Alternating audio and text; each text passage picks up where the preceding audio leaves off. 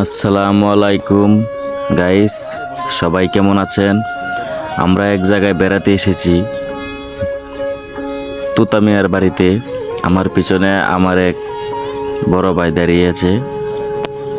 তারা ওদিকে ঘুরতে গেছে। সেই হলো অনেক সুন্দর দৃশ্য, সবুজ গাছের ফসল, সোনার ফসল।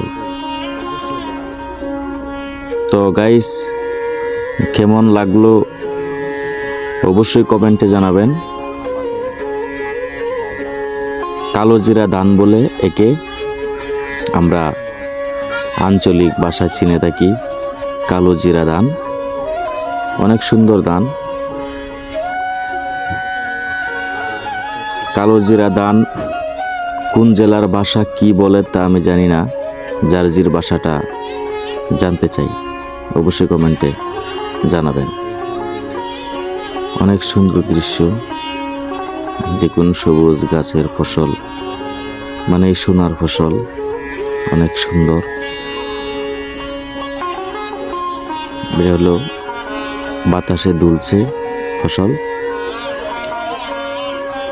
তো গাইস, কেমন লাগলো অবশ্যই জানাবেন।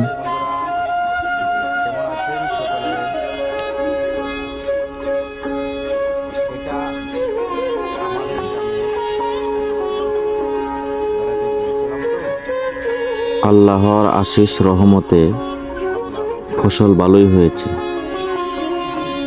আলহামদুলিল্লাহ।